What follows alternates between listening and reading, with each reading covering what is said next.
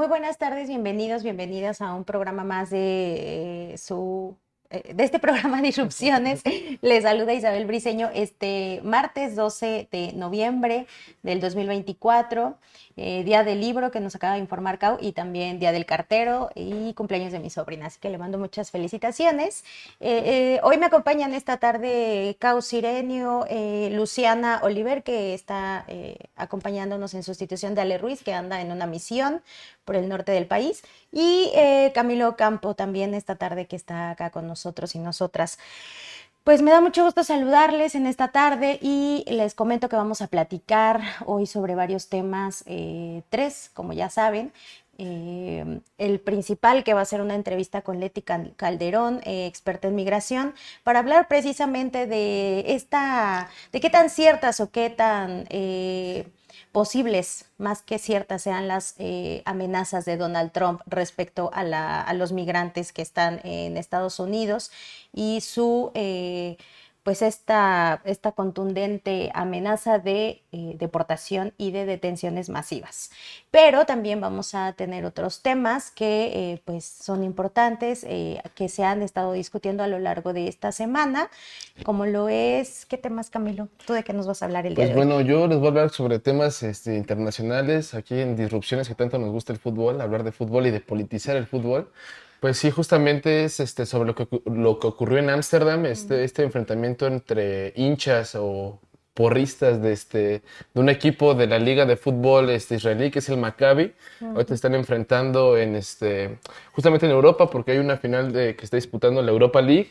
Y pues lo que ocurre en Ámsterdam es que pues, hubo un enfrentamiento entre hinchas de esta barra de fútbol de Maccabi con algunos grupos pro-Palestina, ¿no? Las noticias que están dentro de la caja pues dicen que fue un ataque antisemita, que hubo consignas antisemitas durante todo este ataque. Sin embargo, pues los reportes que se pueden ver a través de la aplicación de X, antes Twitter, o de algunos portales noticiosos de esa zona, es que pues ellos reportan que lo primero que ocurrió fueron varios enfrentamientos entre este grupo de Tel Aviv aventando gritos anti, palestinos, y gritando que ojalá ganen las fuerzas de ocupación israelíes, ¿no? Lo cual provocó que se desatara una protesta, la cual no se pudo llevar a cabo gracias al alcalde que en ese momento que dijo, no, pues es que no pueden protestar. Y sin embargo, pues estos hinchas de fútbol participaron todavía en el partido y fueron cuando empezaron a gritar estos insultos. Además, golpearon a un taxista, ¿no?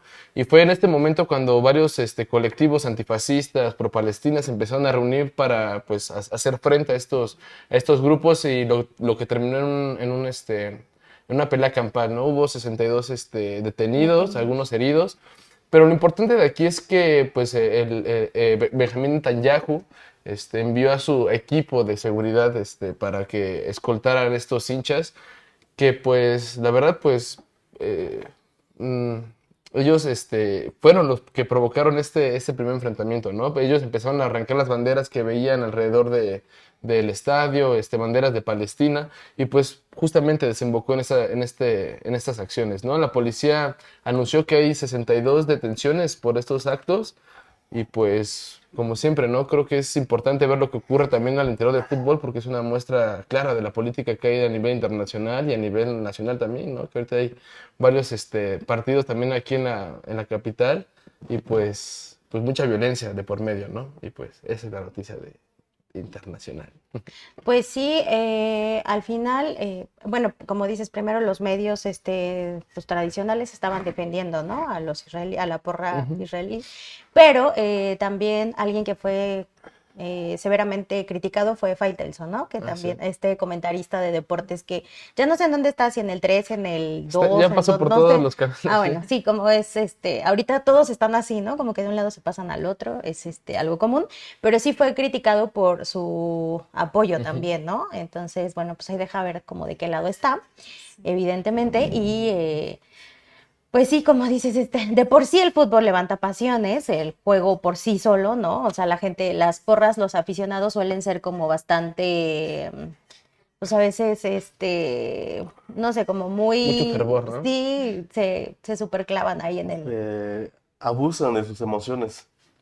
Sí, y termina. Pareciera que no se juega más que el deporte, pero no, se juega la política, la historia, se movilizan Y muchísimas. termina siendo un encuentro muy racista, clasista y Sí, todo justo. eso. Y esos fenómenos se dan en todos los encuentros. Y el problema está de que no la afición o la barra de cada equipo no ha aprendido, de cómo enfrentarlo. El caso más reciente El de de que no Querétaro. tiene nada que ver con cuestiones de racialización fue la de Querétaro. Y fue estupendamente feo, ¿no? O sea que de ver cómo se estaban agarrando ahí. Se supone que van a divertirse, ver un partido y termina en una situación así callejera. Sí, claro. Sí, bueno, lo que dijo Faitelson fue que la violencia y el terror volvieron a alcanzar al fútbol europeo.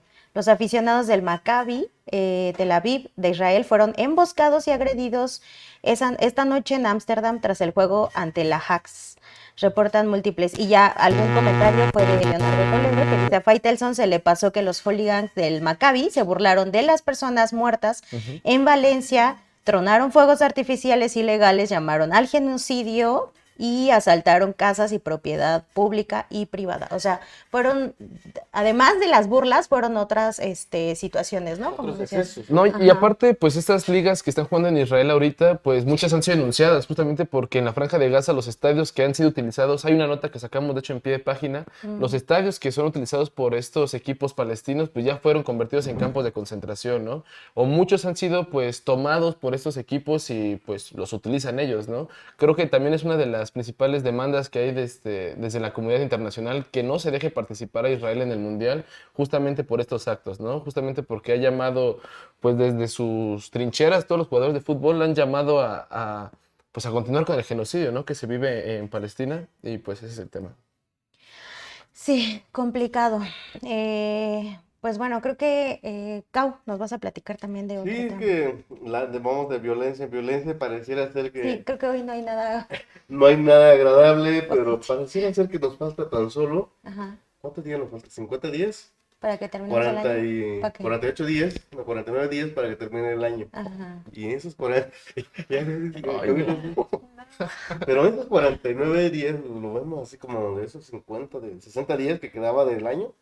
Pues estos últimos 12 días ha habido así, una violencia extrema en el país. Vemos violencia por acá y por allá, Varios en estados. varios estados. Y en el estado que está ardiendo así es Guerrero. Pues no hay que olvidar que en Chilpancingo asesinaron al alcalde el 6 de octubre. La primera semana, no recuerdo exactamente bien, si el 29 de octubre, Ujú. en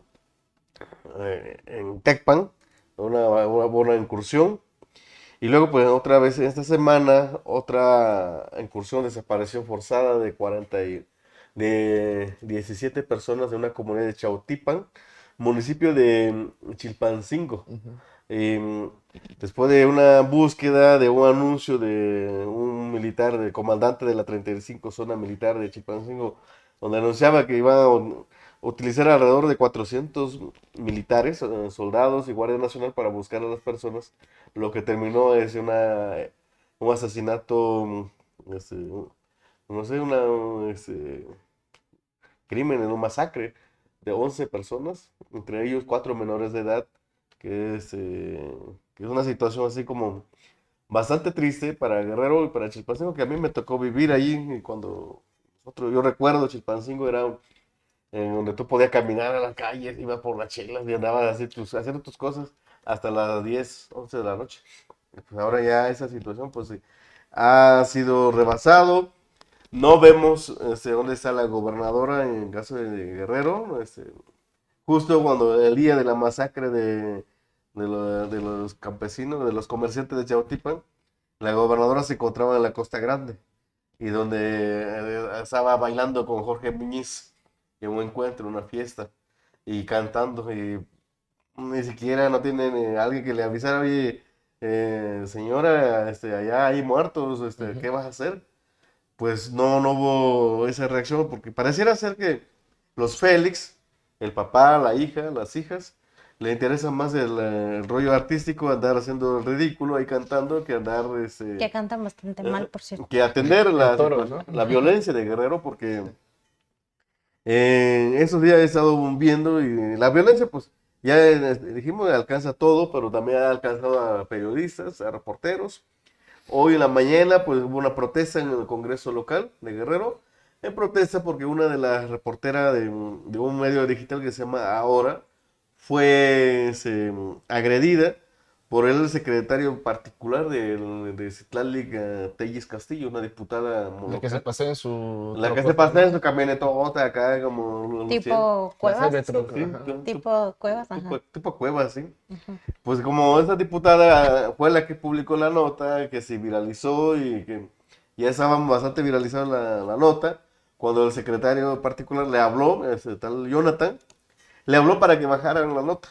Y como ya no lo iban a bajar, pues tenía que entonces empezó ahí la amenaza verbal de que se sabe que hay inseguridad en Guerrero, entonces, pues todo eso pues ha terminado en una serie de protestas que ha habido en Guerrero y es que estamos a unos días de que se cumpla un año de que 3 reporteros fueron atacados por crimen organizado, hombres armados ahí en los alrededores del campo militar de Chilpancingo.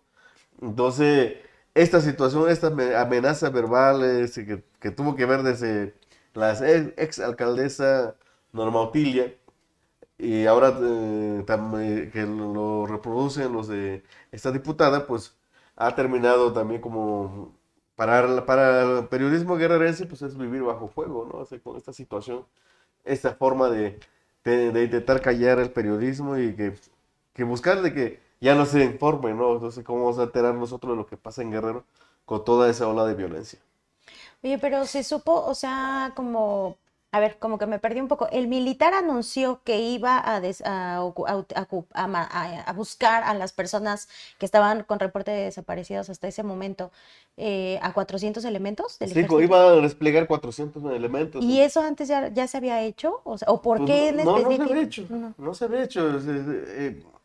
Mira, ahí te va. Cuando emboscaban a la guerrilla, nunca avisaban que van a buscar, ¿verdad? Van a ir a buscar dónde está la guerrilla. Y ahora en Guerrero, desde el 6 de febrero de 2006, cuando el primer ataque en Acapulco en contra de un enfrentamiento entre policía municipal de Acapulco y grupos civiles armados en el centro de Acapulco, los militares nunca se habían pronunciado en decir nosotros vamos a buscarlo y vamos a encontrar las víctimas, nunca lo han hecho. Y ahora resulta que Ajá, eso es lo iban a extraño. desplegar 400 elementos, tanto del ejército mexicano y de la Guardia Nacional, para buscar a esas familias que estaban desaparecidas, porque son 17 personas. Ahora fueron asesinadas 11 y si continúan desaparecidas otras 6. Y hasta ahorita pues no hay indicios, no hay forma de cómo buscar estas personas que están desaparecidas aún. Porque además o sea, lo que ha sido bastante sonado es la forma en la que encontraron los cuerpos, ¿no? O sea, están hablando de 30 bolsas en donde, con la hazaña con que se deshicieron de los cuerpos, o sea, los desmembraron y parece que a los menores, o sea, cosas así feas que dicen que tenía mucho que no se veía, o sea, la forma en que dejaron a los cuerpos y pero además esto de, por lo que estaba leyendo ahí en Tlachi, que podría ser algo entre carteles, ¿no? Porque ellos además decían que estas personas, eh, comerciantes de productos de plástico, cubetas y todo eso, pero que además ellos se movían así como por varias zonas de ahí alrededor o sea, que iban a la montaña o a cuestiones ahí cerca de Chilpancingo En las y pequeñas que ferias, pues. ajá, y que ni siquiera era una cosa como que los desconocieran, o sea, porque llevaban tantos años dedicándose a esta venta de productos, a esta comercialización de productos, que, o sea, que dudan mucho que haya sido como porque ellos estuvieran metidos en el crimen, más bien que si fuera como una cosa, hay un grupo ahí nuevo, ¿no? Que está surgiendo, O sea, los jaleacos, jaleacos, que está a ándale. un lado que está también dentro del municipio de Chilpancingo.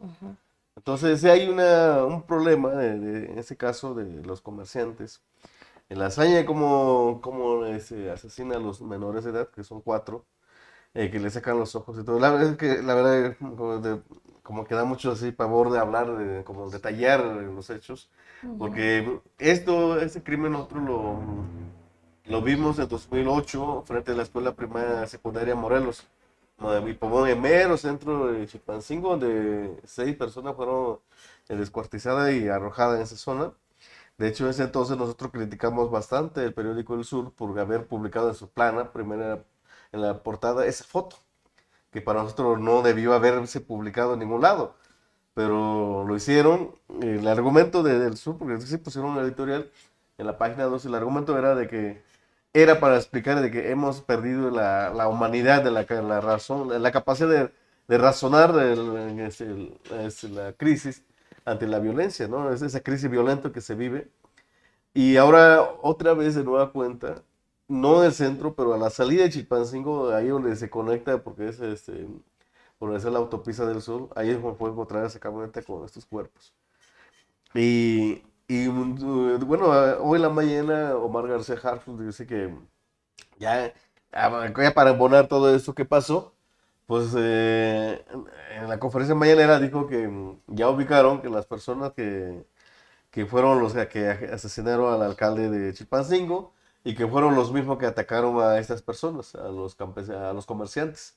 Y justo apenas hace 2 horas fue detenido Germán Reyes, una persona que ha sido señalado como el principal responsable del asesinato del alcalde, quien fue nombrado por el alcalde Alejandro Arcos, como encargado de despacho de seguridad pública en su gobierno, y ahora es el que se está investigando.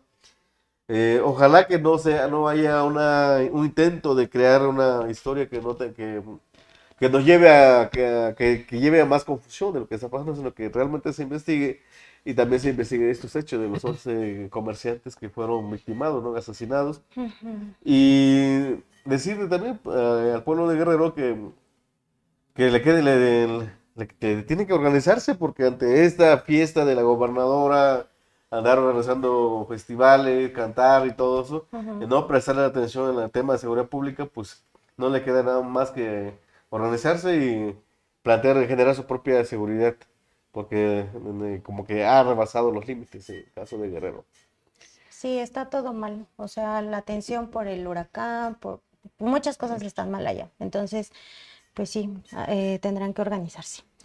Y bueno, pues hablando de esto, de organización un poco, Luciana nos va a platicar esta tarde sobre el tema de Puerto Rico, ¿no? De cómo las elecciones en Estados Unidos afectaron también a Puerto Rico. A ver, Sí, cuéntanos. que se junta un poco con nuestra entrevista de aquí a un ratito. Ajá.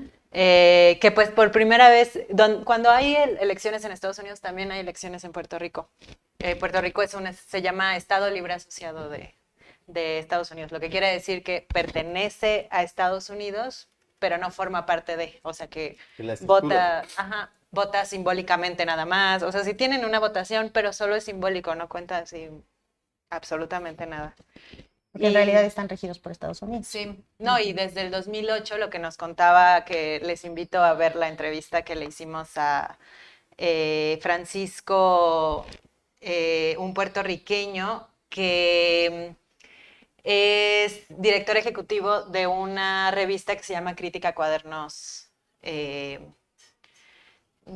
Ahorita no me acuerdo cómo se llama bien, pero está la entrevista. Crítica Cuaderno de Discusión Política en Puerto Rico. Francisco Andrés Santiago Sinton. Sí, él nos explicaba, fue muy interesante la entrevista porque nos explicaba que desde el 2008, cuando fue la gran crisis económica en Estados Unidos, también afectó totalmente a Puerto Rico. Y lo que surgió fue una nueva ley llamada Ley Promesas, en donde había un consejo fiscal que Estados Unidos comenzó como a regir todo el cómo se gasta el dinero en Puerto Rico. Entonces ya estaban, o sea, no solamente pues eran como una colonia en el sentido de que está asociado a Estados Unidos, sino que económicamente todos los gastos los decide Estados Unidos por esa gran crisis económica en la que pues terminó siendo afectadísimo con las deudas Puerto Rico. Y entonces, a partir de ese momento hasta el 2017, que llegaron unos huracanes súper fuertes, que justo, así como en Guerrero lo vimos, que se tiene que reestructurar y reorganizar toda la sociedad, ¿no? Y entonces, pues lo que pasó es que se destapó toda esa gran crisis en la que estaba Puerto Rico, ya de por sí. Y fue a partir de esa reorganización que comenzó a haber como también una reorganización política electoral. Y entonces en el 2020 surgió, que fueron las elecciones también en Estados Unidos y en Puerto Rico, surgió un nuevo partido que se llama Movimiento Victoria Ciudadana. Y en ese movimiento, en ese partido, como que empezó a haber mucha más como participación juvenil de los jóvenes del momento. Y entonces lo que pasó es que después de todos, como pues todo el movimiento que generó esa elección, decidieron aliarse con otro partido que es histórico e independentista, el Partido Independentista Puertorriqueño, y gracias a esa alianza se consiguieron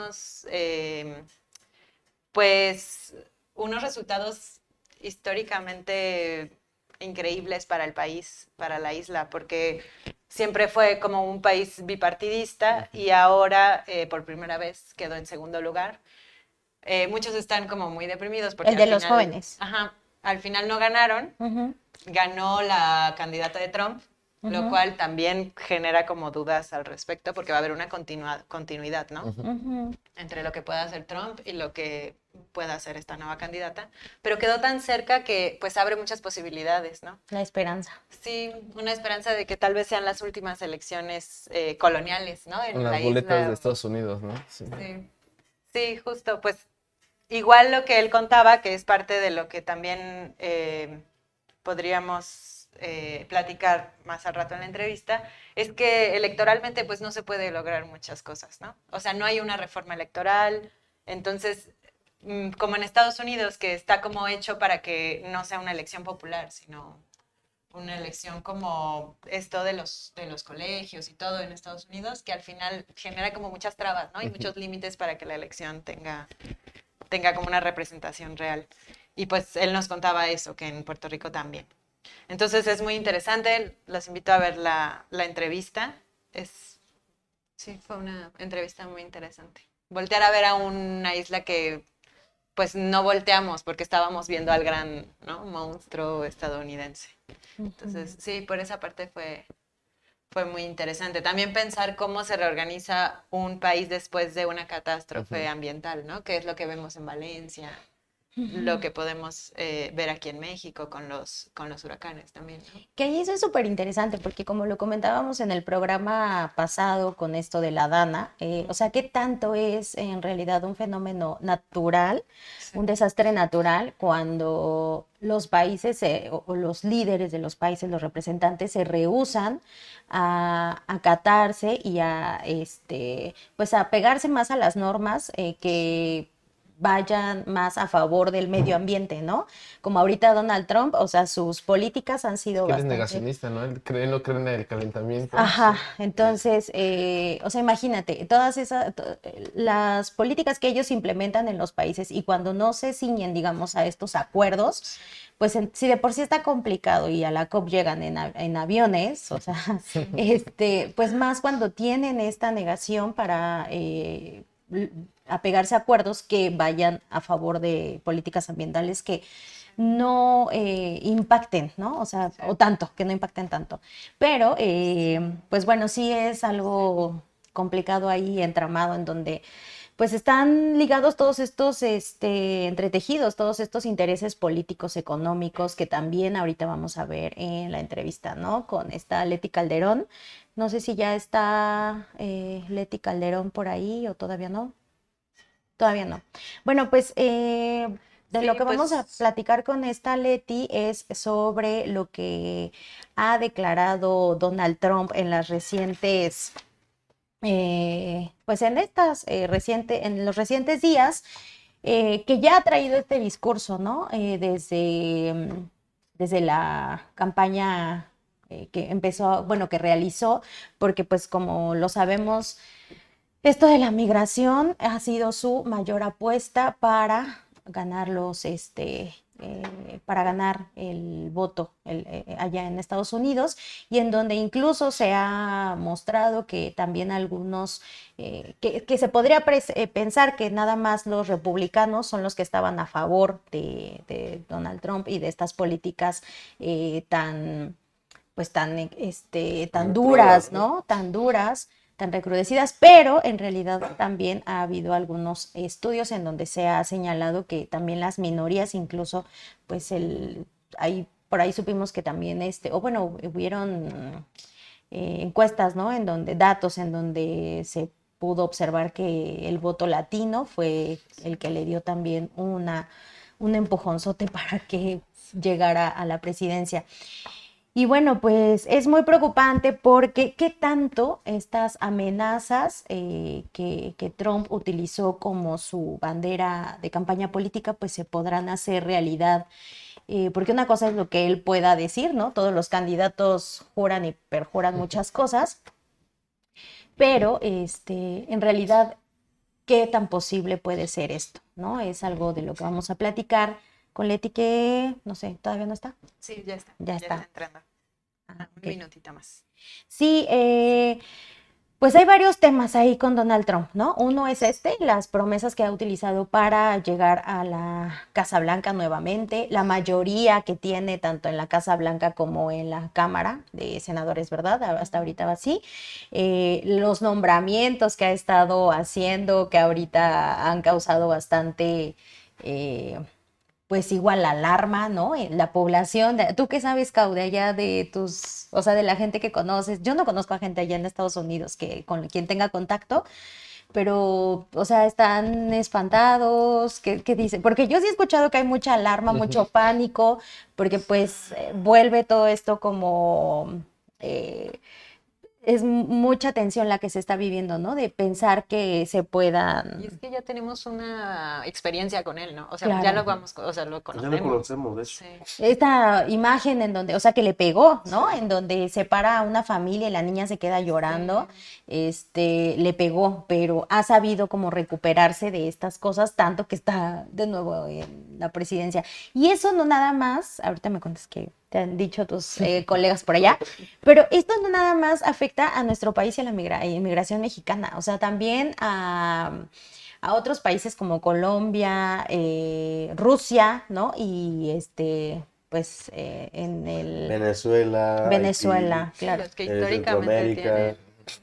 Cuba, ¿no? También por ahí Cuba. Entonces, pues son, híjole, varios malos augurios, ¿cómo se dice? Augurios, Augurios. los que se pronostican para con esta llegada de Trump a la Casa Blanca. Pero ahora sí, cuéntame rápidamente. Pues, Cuéntame. mira, ayer justo estaba platicando con esta Rosalinda Guillén. Ajá. Ella es una organizadora de una organización que se llama Comunidad, en inglés se llama C2C, Community and Community, y ella ha estado trabajando mucho sobre el tema de organización con sindicatos, jornaleros, trabajadores. Y ayer le digo, oye, Rosalinda, ¿y cómo estás? ¿Qué tenemos que hacer para con el gobierno de Trump? Dice, no, discúlpame, no te contesté a tiempo porque estoy espantada de lo que aún no puedo reaccionar de que vamos a volver a tener a un Donald Trump que, que le ha hecho mucho daño a la gente. Pues, pero él luego me dice, mira, no es tanto el daño que le ha hecho, porque al final del día, el gobierno de Donald Trump en 2016-2020, el número de deportados fue menor comparado con la de los demócratas, la de Obama, de John Biden. Por ejemplo, hace el segundo, a la mitad de mandato de Joe Biden, yo hice un texto, no sé si está por ahí, no me preparé para poner el link, pero hay un texto que dice que para 2 años de gobierno de John Biden ya llevaba ya el 50% más de migrantes deportados, o sea que más que Donald Trump. Entonces eso significa de que, otro tema, no porque uno defienda a Trump, es lo que este tipo no tiene ¿No tiene qué? Ah, ya está como estamos con Leti. Pero ahorita vamos a preguntarle mejor a Leti porque ella ya sabe qué onda. Por lo menos que yo Ay, tengo este datos. cao que yo trato de hacerlo discreto y no. Bueno, Es que tenemos que hacerlo divertido, tampoco no hay que estar. Leti, buenas tardes, ¿cómo estás? Muchas gracias por acompañarnos. Sí, Gracias no, por invitarme, chicos. Qué sí nos bueno verlos. escuchas. Qué bueno. Bueno, pues Leti Calderón, Leticia Calderón, ella es experta en migración y ya es la segunda vez que nos acompaña acá en Disrupciones, así que nos da mucho gusto tenerla nuevamente acá porque queremos preguntarte, Leti, no sé si ya estabas escuchando un poquito sobre el contexto que estaba dando previo, ¿no? De todas Sí. estas cuestiones que parecen, híjole, pues amenazas muy serias, porque, bueno, eh, sabemos, para empezar, no se tiene una cifra exacta, por lo que he leído, de cuánta población inmigrante hay. Algunos estudios hablan de entre 8, 9, hasta 11 millones de personas, ¿no? Entonces, pero el que le llaman SAR de Tom, ¿qué? Del- Tom Homan, ¿no? El SAR de la migración, que ya es un hecho que va a estar aquí en el gobierno y va a ser el encargado de estas deportaciones, pues ha anunciado que quiere deportar hasta el 90% de los inmigrantes. Leti, pero si pensamos en que en los efectos, digamos, económicos, ¿no? Que podría traer esto. Pensemos que un 25% de los trabajadores en el campo son personas inmigrantes y uno de cada 8 trabajadores de la construcción también pues son personas inmigrantes. ¿Cómo afectaría esto a Estados Unidos? O sea, porque hay varios factores como el económico, ¿no? Que pues qué tan costoso podría ser. Entonces, planteo estos datos porque quisiera preguntarte, de acuerdo a tu expertise, pues qué tan posible o viable ves que se lleven a cabo pues estas amenazas. Sabemos que lo utilizó como propaganda para su campaña, pero pues qué tanto crees que pueda cumplirlo así a cabalidad y en este 90% del que habla Tom Homan, Leti. A ver, yo creo que es muy importante que se entienda lo siguiente. La cara visible del proyecto que hay en este momento ganador en Estados Unidos, obviamente es Donald Trump. Pero Donald Trump justamente está ya mencionando los nombres que en su momento ratificarán como sus manos, digamos, su equipo de primera mano, ¿no? Y obviamente ahí entra el tema de migración, pero por eso nombra a este que es el zar, sería el zar de la frontera, pero él ya fue encargado de migración. Y también junto con él estaría Stephen Miller, que es otro muy cercano a Donald Trump y que también tiene una línea muy dura respecto al tema migratorio, respecto al tema todo este de cómo atacar a los famosos cárteles sin ninguna responsabilidad para Estados Unidos. Y lo mismo, algo que se está rumorando, todavía no se acaba de confirmar, pero se dice que podría ser el secretario, el secretario de gobierno, digamos, Marco Rubio, que es un odiador eterno de, bueno, ¿no? Esta fantasía del socialismo, del comunismo, pero es acérrimo enemigo de Cuba y obviamente tenía una antipatía personal, sobre todo con López Obrador. Entonces, sí estamos en un escenario muy complicado.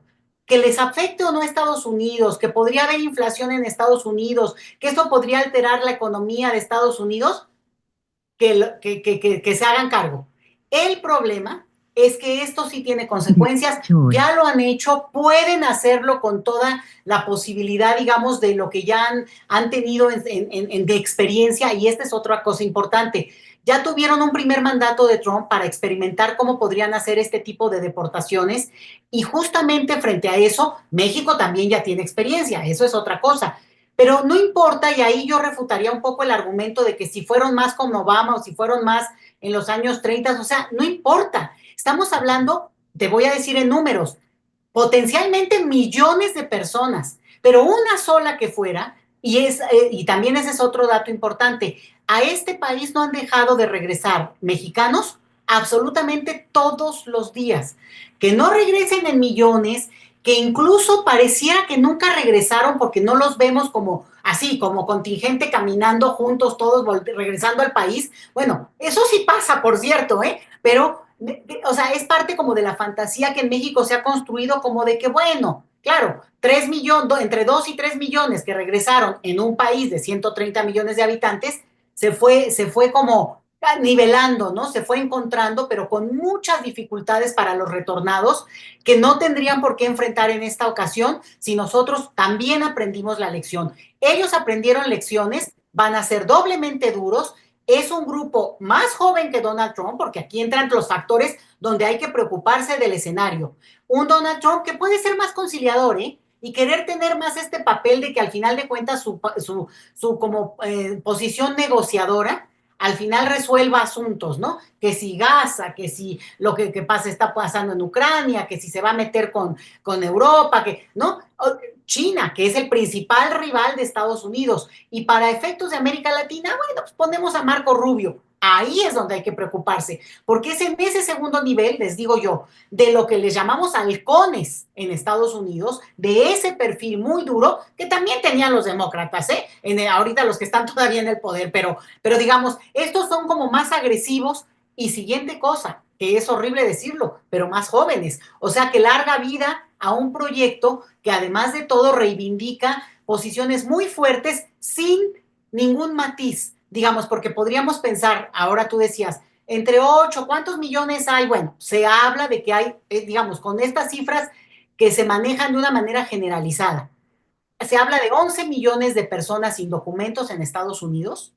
Desde hace mucho tiempo se habla de esa cifra, de los cuales por aproximadamente 6 millones serían mexicanos.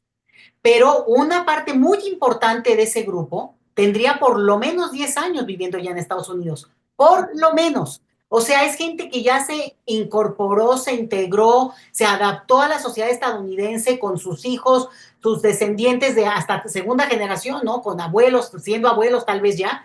Entonces, es una situación muy trágica y por eso lo enfatizo. No importa que fueran 1,000, 2,000, los que fueran retornados, que insisto, están retornando todos los días de manera forzada, sino que además de eso, hay una serie de circunstancias que pues vuelven muy complicado su regreso por la política del retorno. Sí puede ser, por ejemplo, les voy a dar algunas de las cuestiones que hemos visto. Había un trato para que cuando hubiera deportación de mexicanos, que esto va a ser algo que también déjenme comentarles, pero que hubiera deportación de mexicanos, fuera en ciertas horas, por ciertos cruces, en ciertas circunstancias que mantuvieran la dignidad de las personas. Hubo un momento, sobre todo a partir de Donald Trump, que ya era irrelevante. Regresaban a la gente en medio del desierto a las 3 de la mañana y además con toda esta pretensión de hacer el sinónimo de personas sin documentos criminal. Entonces, ¿cuál es su crimen? Ser indocumentado. Pero entonces, cuando nosotros amarramos eso, se genera un discurso que es el que ellos tienen. Ilegal es criminal, sí, porque lo ilegal es criminal. Pero entonces, al repetir eso, ese se genera en el ambiente. Y entonces tratan a la gente de una manera totalmente fuera del acuerdo bilateral que ha habido con México. Esa es una, pero aún peor con los niños, niñas y adolescentes, cuando los retornan. O la separación de las familias que implicó cientos de miles, se habla de casi 800,000 niños separados de sus padres. Ojo con eso, porque eso todavía tiene consecuencias, todavía hay familias que no se han vuelto a unir desde el primer mandato de Donald Trump.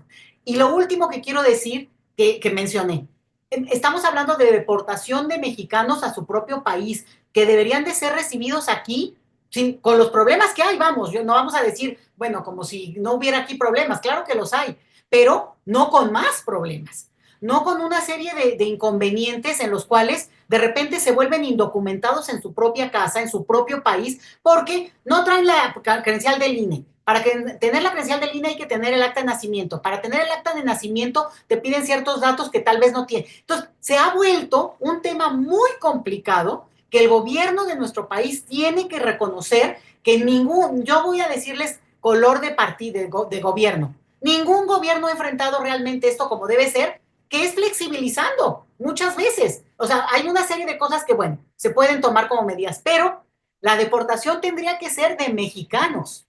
La deportación, estrictamente hablando, no tendría que ser de nacionales de otros países, porque esos Estados Unidos los tendría que mandar a sus países, al que sea, Ucrania, Rusia, donde me digan. pero el hecho de que quiera mandarlos a México, eso sí es una causa de, digamos, de negociación y de discusión fuerte entre México y Estados Unidos, porque nos acaba siendo responsables de una situación que ellos generan, porque al mismo tiempo ellos atraen a la población que ahora quieren expulsar. Hablando justo de ese discurso que se genera en... ay, perdón, no me presenté. Soy Luciana Oliver y soy nueva acá en el programa de Disrupciones. Pero me quedé pensando en este discurso que se genera en el país, tanto de origen, cuando son deportados, como en el país de destino, en este caso Estados Unidos, ¿no? Y es un discurso que Trump como que ha manejado mucho a través de esto de hacer de nuevo increíble a Estados Unidos, ¿no? Con el Make America Great Again. Y me preguntaba, ¿qué tanto tú piensas que en Estados Unidos pueda haber una disputa de esa narración en donde ¿no? Todo lo que se ha hablado sobre los migrantes, que durante toda la campaña de Trump pues fue muy fuerte, y que, bueno, el Partido Demócrata claramente no respondió como una opción electoral a esa narrativa, pero ¿qué tanto en la sociedad se puede disputar esa narración? ¿Y qué tanto ayudaría también? O más bien tenemos por enfrente que esperar lo peor de nuestro futuro. No, no, para nada, nada. Siempre la luz brilla, siempre. Pero ojo con una cosa, hay unos que dicen que Make American Mexico Again. O sea, también les digo, hay para todo. Aquí hay un asunto que es importante tener en cuenta, como tú dices, bueno, hay una disputa del discurso, de cómo se presentan temas en Estados Unidos. El chiste es que nosotros no los repitamos. Por eso en México y en el resto de América Latina y también en España hay una discusión muy potente en términos de no hablar nunca de migración ilegal, porque eso construye inmediatamente en el imaginario la ilegal es criminal. Entonces, ergo, un migrante puede ser un criminal. Y eso es parte de lo que han logrado imponer. Pero fíjense que es tan listo Donald Trump que esta vez mantuvo un discurso en el cual decía, no, voy a ir contra los migrantes. Y la vez pasada hablaba en general de mexicanos, ¿no? Y puede haber alguno bueno, alguno malo, pero todos, la mayoría son horrorosos, ¿no? Los bad hombres. Y esta vez afinó el discurso y hablaba permanentemente de esta ilegalidad. En la construcción de que no es contra México, ni es contra los mexicanos, es contra estos que criminalizó, los deshumaniza porque los criminaliza, los vuelve, pues digamos, enemigo de cualquiera. Cuando estamos hablando de que también un crimen también puede ser pasarte un semáforo, también puede ser una serie de cosas donde no respetaste cierta norma, ya se te catalogaría como, ¿no?, haber faltado a la ley. Entonces, es una narración bien interesante, muy compleja, pero lo importante es que en Estados Unidos sí está muy interiorizada en general, e incluso la gente, las estadísticas muestran que las personas, en un porcentaje muy elevado, por encima del 70%, están a favor de la migración. Pero dicen, pero en contra de la migración ilegal. Entonces, ahí la pregunta podría ser, ¿y por qué las personas serían no documentadas?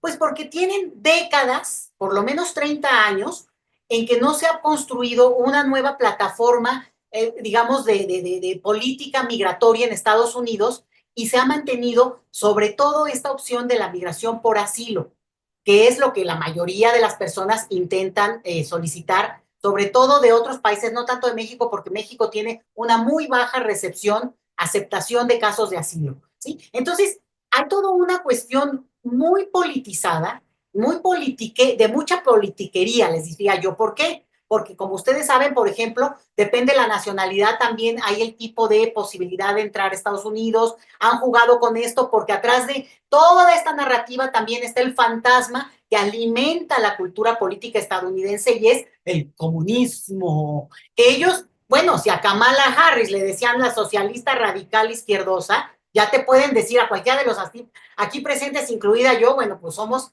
no brujas por quemarse, porque esa es la fantasía que ellos lograron integrar, inyectarle a la sociedad estadounidense. Y ojo con esto, también a quien participa de esa sociedad que en cierta forma es la narrativa del modo de vida estadounidense que nos ha impregnado a todos. Es decir, esta idea de blanco-negro, la Guerra Fría que sigue aquí entre nosotros, y entonces este discurso que nosotros lo vemos en nuestro escenario, ¿no? En nuestro escenario político local, en partidos, y oímos que alguien dice, es que es comunista y entonces nos va a llevar a...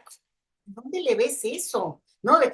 Pero lo logran e intentan alimentar en el entendido de que hay toda una sociedad global, les diría yo, que parte de esas coordenadas. Entonces, sí estamos frente a un tema muy delicado. En el tema de lo que anuncian como deportaciones masivas, no hay que minimizarlo. Hay que organizarse y sobre todo, bueno, el gobierno mexicano tiene mucho por hacer, pero podría hacerlo y muy bien. Y yo les voy a decir cuál es mi sueño. Ahí sí, ahora sí que I had a dream, pero bueno. Que el gobierno mexicano dijera en voz de nuestra presidenta, regresen, aquí hay país. Este es su país, regresen. La gente no es que quiera regresar, pero la sola idea de tener un país al cual volver es tan fuerte, es tan potente, manda un mensaje de tanta dignidad que puede cambiar la narrativa. Obviamente no soluciona el tema, pero sí construye una narrativa diferente. A ver, ya no quieren que vengan, porque lo decían ahorita, claro que los necesitan. 90% de los trabajadores del campo agrícola en California son además oaxaqueños, ni siquiera mexicanos así en general, son sobre todo oaxaqueños. Entonces, lo que tenemos ahí ya son, digamos, enclaves comerciales y de productividad muy fuertes con Estados Unidos, y los primeros que van a protestar son los empresarios de Estados Unidos. Déjenme que les agregue un tema que es muy fuerte. En Estados Unidos hay entre 8 y 10 millones de vacantes laborales de muchos niveles. No solamente de bajo salario, porque es una sociedad muy productiva, en permanente, digamos, movimiento. Y les agrego que con el COVID hubo un retiro de una jubilación de quienes ya se iban a jubilar y una jubilación anticipada de quienes pudieron hacerlo, y salieron del mercado millones de personas. Entonces necesitan mano de obra. Más bien tendríamos que cuidar y regresar a nuestra gente. Bueno, la segunda es que Estados Unidos es un país que está en índices de envejecimiento mucho mayores que los de México, y por tanto sus tasas de natalidad no permiten un reemplazo generacional si no es con la migración. Entonces, dicho esto, es más complejo, pero estos cuates juegan con algo que sí es muy potente y lo pueden hacer. Tienen el dinero, no les costaría muchísimo, les vale, se lo gastan, lo invierten, porque es parte de su guerra cultural. Y es el discurso que logró ganar y no podemos minimizarlo. Tenemos que prepararnos. Hola Leti, aquí te saluda Camilo Campo, igual desde la redacción de Pie de Página, y un poco hablando sobre esa parte nacional, ¿no? Justamente hace unas horas, cuando anunciaban que pues el zar de la frontera iba a estar de la mano con Donald Trump, pues la presidenta Claudia Sheinbaum mandó un mensaje a los mexicanos, mexicanas que se encuentran en Estados Unidos, diciendo que siempre los iba a defender, ¿no? Y justamente es la pregunta, ¿cómo los puede defender realmente Claudia Sheinbaum, ¿no? Ella habla sobre que va a tener reuniones bilaterales con con estos actores políticos, pues realmente, ¿qué es lo que se tiene que tratar en esa reunión? ¿Dónde tiene que poner el ojo Claudia Sheinbaum pues para hablar del tema migratorio? La doctora Sheinbaum tiene que hacer algo que también se tiene que hacer en México, y es exigir que, a pesar de las medidas que son soberanas de Estados Unidos y que ellos pueden decidir, por ejemplo, esta cuestión de deportar a la gente que no tiene documentos, es su decisión, pueden hacerlo. Y obviamente su estrategia para poder hacerlo visible, masivo, y que también tenga un impacto político es, digamos, redadas abiertas, a plena luz del sol, en lugares de trabajo. La gente empieza a vivir en una situación de estrés psicológico muy fuerte. La gente empieza a padecer. Esto no lo podemos evitar si ellos lo deciden, y esto es parte de lo que están construyendo ahorita con estos personajes, que por favor echen ojo de quiénes estamos hablando. Realmente sí son de esta derecha, del perfil de la que hemos visto en América Latina, que es sumamente violenta y sumamente descalificadora del otro. Entonces, lo que puede hacer el gobierno mexicano, entre otras cosas, es, bueno, negociar lo más posible con la parte digamos, que sea pensante, que tenga un mínimo de moderación, que puede ser Trump, que podría ser Trump, imagínense de lo que estoy hablando, para que este tipo de actos, pues ya realmente en todo caso puedan dirigirse a las personas que tienen, por ejemplo, una detención ya previsible y que la gente sabe que puede ser detenida y deportada. O sea, la gente lo sabe, pero esta violencia que tiene que ver con separar a las familias, dejar a los niños sin que los padres puedan recogerlos en la escuela, ha sido devastadora. No se puede evitar, pero podría tratar de, por lo menos, como yo les digo, negociar ciertas condiciones, incluso en este llamado de decir, quien pueda volver a México porque considera que no puede permanecer en Estados Unidos, que lo hiciera. Pero acá hay otras cosas, fíjense qué simplonas las que les voy a decir, pero cómo podrían cambiar el escenario. Una persona que guardó su acta de nacimiento desde hace 20 años, resulta que en su propio país, ¿no? Un acta de nacimiento de México, ya no sirve, porque aquí hay que sacarla y que tenga 3 meses de antigüedad, porque si no, o sea, eso es una tontería para ustedes y para mí, pero cuanti más para la gente que ahí anda guardando la acta, no, todo documento oficial en este país no puede perder vigencia. Una cosa es que te quieras que esté una nueva para que esté más bonita, o no, que no esté rayada, o que no esté rota, pero no puede dejar de servir un documento. Eso lo podrían promulgar si quisiera el gobierno mexicano. No es fácil, pero incluso yo lo he dicho ya, incluso en redes sociales, no tenemos por qué gastar en eso. Es un gasto que de una vez aprovecho el comercial. Se puso con Fox. En el periodo de Fox se le quitó, ustedes ya no les tocó porque son muy jóvenes, pero las actas de nacimiento, por supuesto que duraban, mientras no, te sacaban 20 cuando nacían los hijos y todo, para que pudiera tener varias. Ahora pierden su vigencia, lo cual es absurdo. Y por tanto, ese tipo de medidas que facilitarían la vida a los mexicanos en general, en este momento se vuelven salvavidas. Lo mismo que el famoso pasaporte. En México no se acepta la matrícula consular. Sí se acepta oficialmente, pero no te la acepta nadie. La presidenta tendría que decir en su mañanera del pueblo, a ver, desde aquí hago un llamado, bueno, ya yo les voy a decir, así muy actuado la cosa, desde aquí hago un llamado, ella es muy tranquila, yo no, a que todo funcionario público de este país, todo servidor público y toda persona que necesite un documento oficial de nuestro país, acepte la matrícula consular, porque está entre nuestros documentos ya oficiales. Pero la Beni, ¿qué es esto, no? Casi que el juguete es mi alegría o qué. Y es una forma de desprecio y de descalificación a los paisanos, ¿eh? Vienen y entonces, a ver, con esa credencial podrían incluso votar. Se intentó, pero no pudimos avanzar con eso. A ver, podrían con eso sacar la credencial para votar con fotografía, no porque necesite el acta, pero si tienes la matrícula es porque tenías el acta, porque no va a valer. Es una cosa kafkiana. Eso se puede resolver. Y les digo, parece, ustedes me van a decir, pero te saliste del tema. No, porque a veces lo más sencillo, en el hecho de que, por ejemplo, un niño mexicano, porque nació en Estados Unidos, tiene la nacionalidad estadounidense, pero también es mexicano, podría, con todo el dolor y la pena que puede causar un retorno forzado, porque conocemos de esas historias, pero podría resolver sus padres por lo menos que entre a la escuela. No, es gringuito. Ojo, ¿eh? 70% de las personas de nacionalidad extranjera que viven en nuestro país son esos niños y niñas o hijos ¿no? que nacieron sobre todo en Estados Unidos y que todavía no tienen su acta en México. Entonces, en México no crean que hay tampoco tantos extranjeros, ¿eh?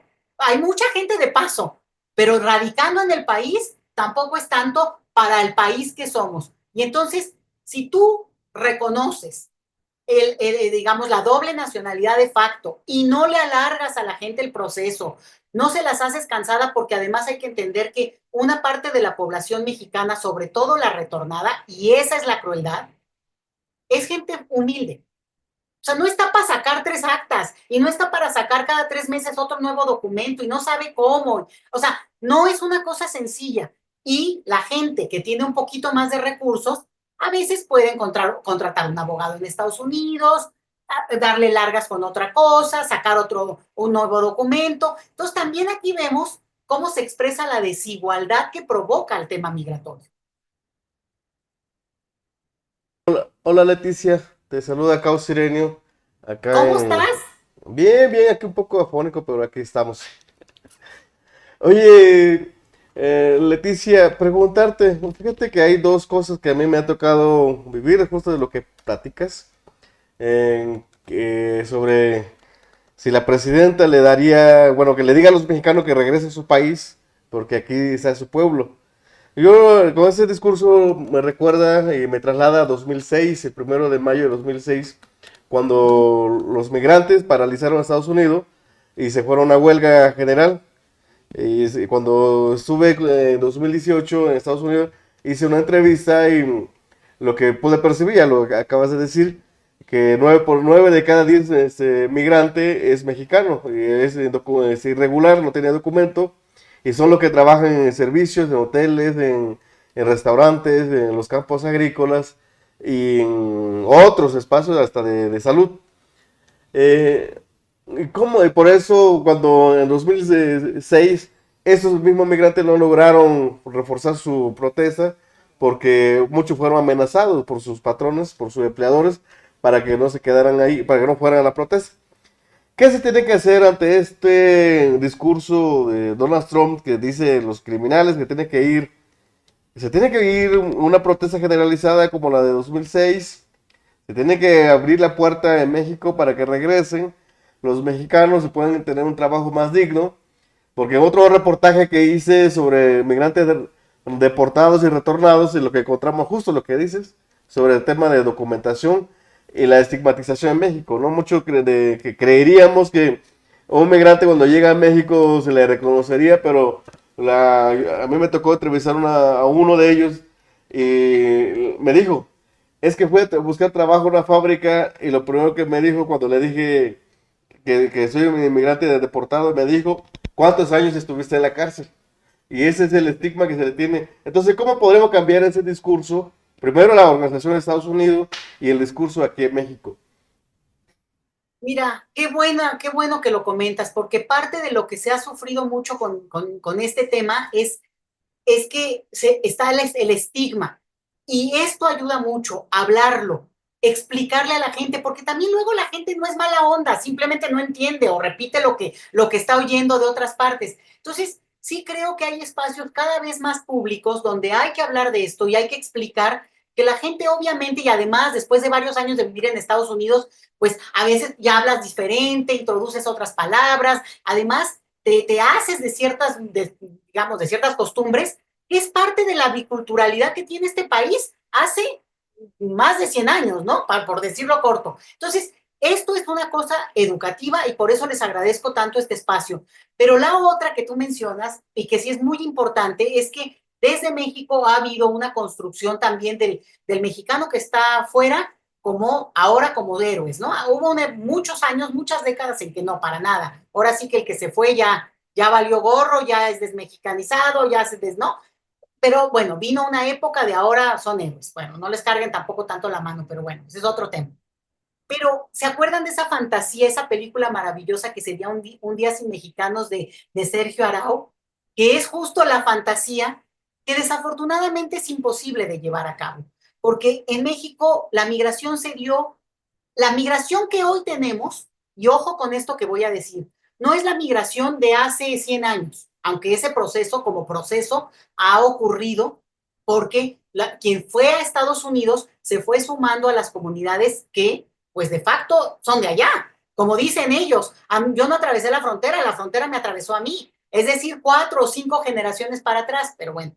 La gran migración que tenemos hoy, el pico migratorio, es del 2005, que es justamente, digamos, la coleta de lo que empiezan a ser las consecuencias del neoliberalismo.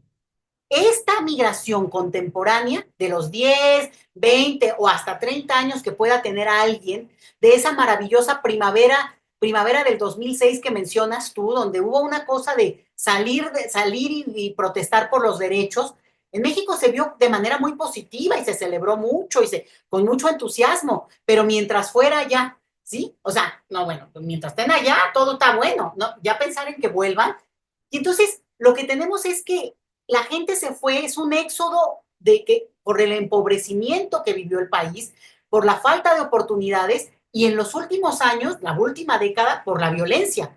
No era la violencia el factor fundamental, pero se fue volviendo también un elemento. Sobre todo es una migración económica, no siempre la más empobrecida, ojo con eso, es una migración que más bien busca la movilidad social, aumentar sus salarios, porque la diferencia salarial con Estados Unidos sigue siendo muy pronunciada, a pesar del aumento en del salario mínimo que por fin se dio en nuestro país, ¿eh? O sea, estamos pagando las consecuencias perdón, pero ahora sí que citando al clásico, del neoliberalismo.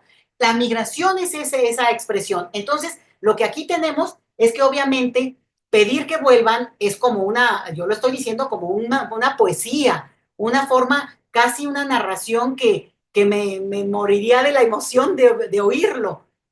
Sé lo difícil que eso es, porque de repente tienes un stock de población mexicana que necesita un montón de cosas, empleo, vivienda, educación, y eso puede alterar mucho al país, pero ojo, si Estados Unidos cumpliera y quisiera hacerlo, regresan porque regresan.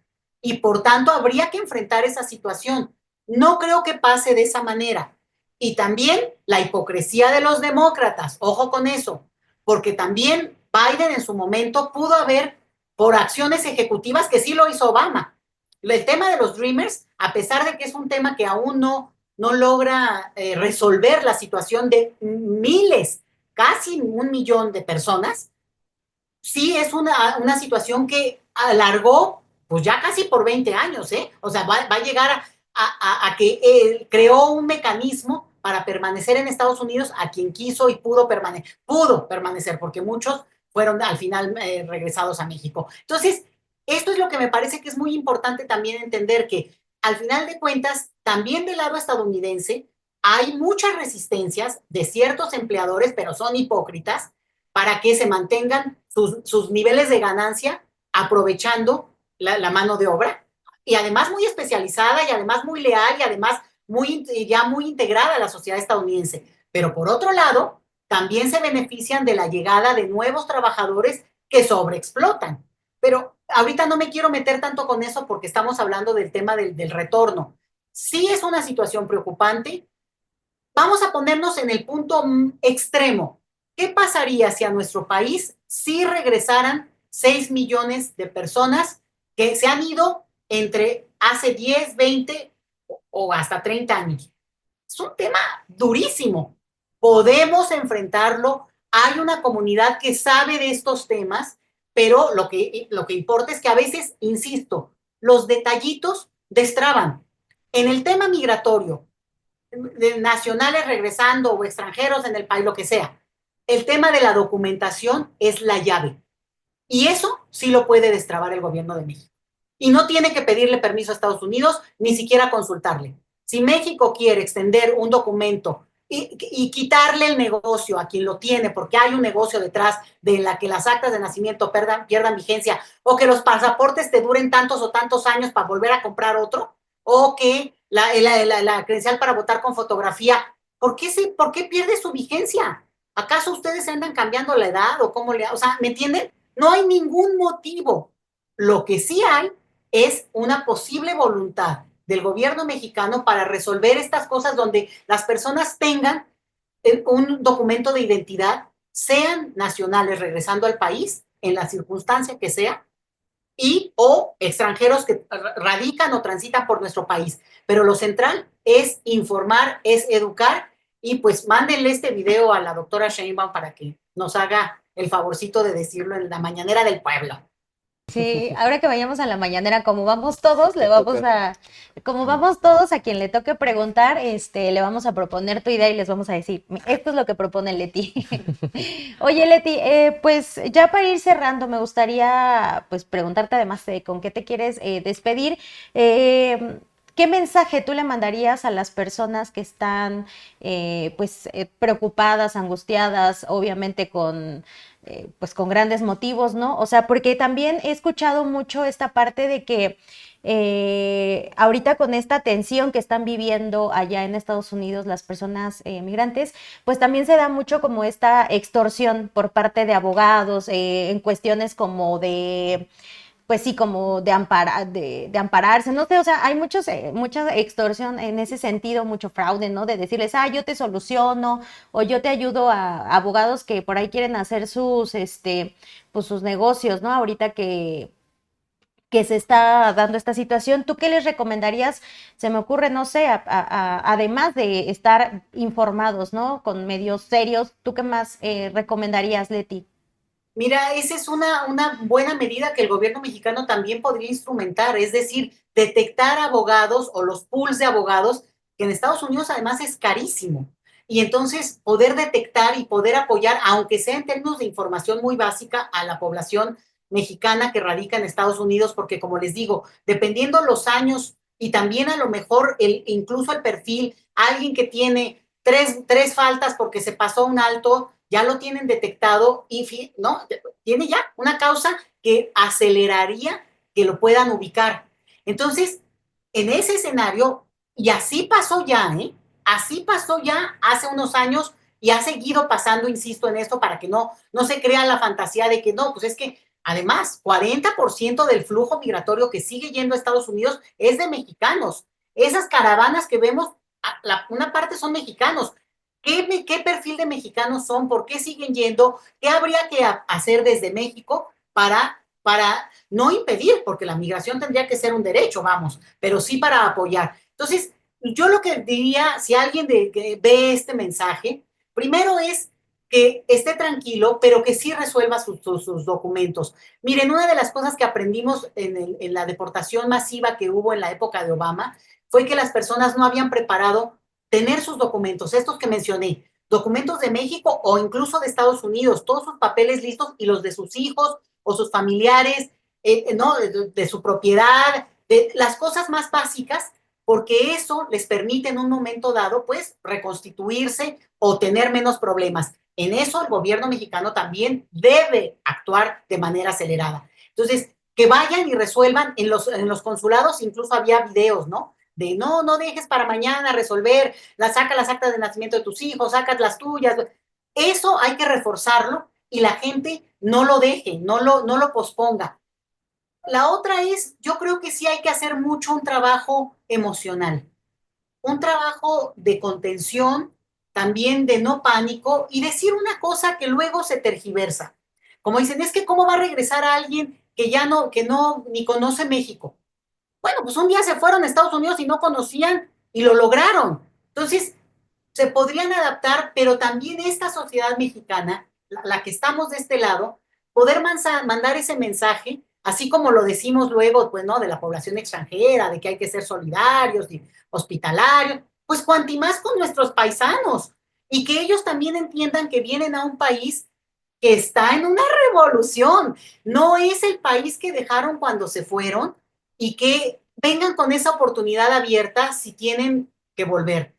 Yo lo que sí les diría es que es un momento de prueba de fuego para lo que este país puede y va a tener que ser, quiera o no quiera, en este proceso de cambio tan brutal por el cual votó el pueblo estadounidense, y eso es respetable. No nos toca cuestionar eso, nos toca cuestionar lo que nosotros podemos resolver.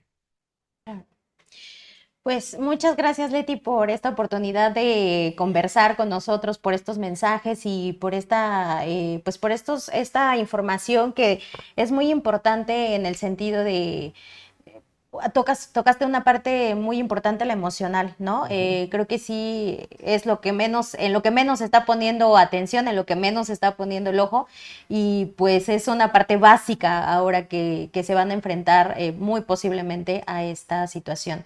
Así que Leti, pues agradecemos mucho la oportunidad de conversar contigo nuevamente y acá estaremos en contacto pues para ir viendo qué otras situaciones se desenvuelven con este gobierno y con las decisiones que también, como bien lo señalas, pues tome el gobierno mexicano. Muchísimas gracias, bienvenida Luciana, y Gracias. pues a sus órdenes cuando se necesite, y pues a echar para adelante.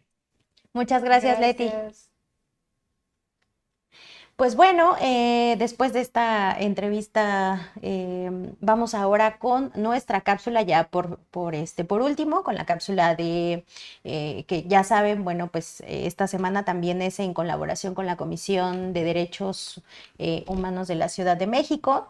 Y esta semana habla sobre la violencia obstétrica, un tema también bastante importante pues para las mujeres, ¿no? En general, y pues también que hay ha sido bastante, bueno, que a pesar de estos años y de que se ha conocido, me acuerdo que cuando hice algunas entrevistas tú les preguntas a las mujeres que si saben qué es la violencia obstétrica y pues no, y es una cosa que se vive de forma cotidiana pero en silencio.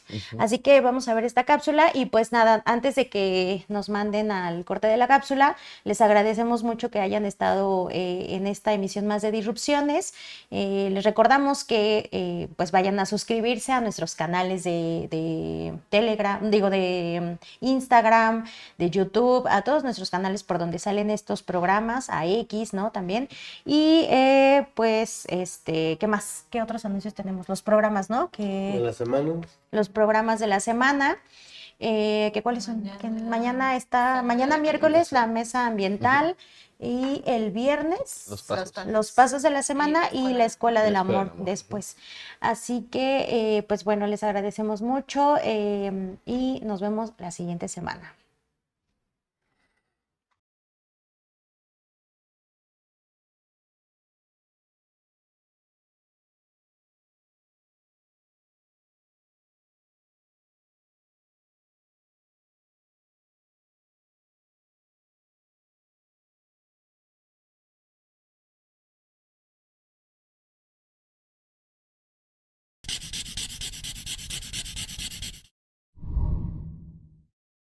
La violencia obstétrica es una forma de nombrar algo que durante mucho tiempo no ha sido nombrado, situaciones que durante mucho tiempo y todavía son silenciadas, normalizadas, de las que no hablamos y que no se han considerado como violencia. La violencia obstétrica son todas esas situaciones, todos esos actos de violencia que cometen agentes, el personal responsable de la salud, cuando estamos en el momento del embarazo, del parto o del posparto. Y esos hechos de violencia pueden ser la denegación de servicios, puede ser también la imposición de servicios médicos, pueden ser tratos humillantes o la patologización de los procesos reproductivos.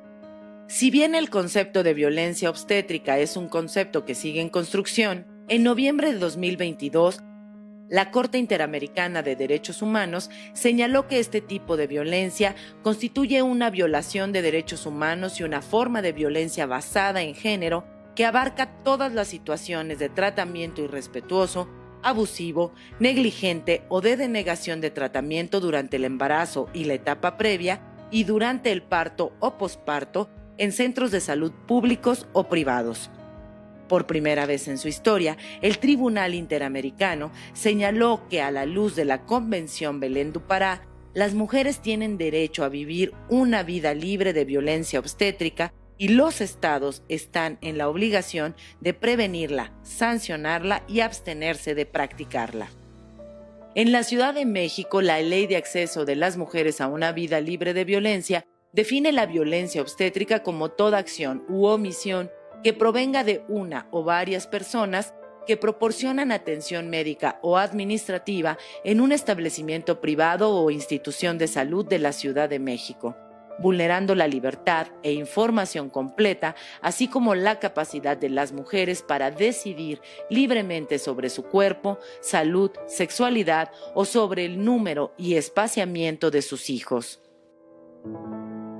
La Encuesta Nacional sobre la Dinámica de las Relaciones en los Hogares 2021 presentó resultados respecto a que, en la Ciudad de México, de un total estimado de 294.942 mujeres de 15 a 49 años que tuvieron su último parto entre 2016 y 2021, 113.624 fueron maltratadas. Adicionalmente, estima que el maltrato en la atención obstétrica entre las mujeres de 15 a 49 años que tuvieron un parto o cesárea en los últimos 5 años es menor entre las que tuvieron parto que entre las que tuvieron cesárea, dando una media de 38.5. Durante el parto, un 24.4% de las mujeres vivió maltrato psicológico y o físico, y al 22.5% se le practicaron tratamientos médicos no autorizados. Mientras que, en los casos de cesárea, esos porcentajes son de 25.9% y 35.5% respectivamente. La Ciudad de México ocupa el tercer lugar entre las entidades con mayor proporción de maltrato en la atención obstétrica contra las mujeres de dicho rango etario. Entre los incidentes reportados, las mujeres entrevistadas destacaron lo siguiente: las obligaron a permanecer en una posición incómoda o molesta, les gritaron o las regañaron, las pellizcaron o jalonearon, les dijeron cosas ofensivas, humillantes o denigrantes. Las ignoraban cuando preguntaban sobre su parto o sobre su bebé. Les impidieron ver, cargar o amamantar a su bebé durante más de 5 horas sin causa alguna o sin que se les informara la causa de la tardanza. No se les dio permiso o autorización para que hicieran una cesárea. La presente recomendación da cuenta de un caso con una víctima directa y 3 víctimas indirectas, en que la falta de información precisa y oportuna basada en evidencia científica vulneró el derecho a una vida libre de violencia obstétrica de la víctima directa, toda vez que no se le realizaron los estudios necesarios, suficientes y completos para integrar su diagnóstico y, en consecuencia, no le informaron el estado y condiciones de su embarazo previo al momento del parto.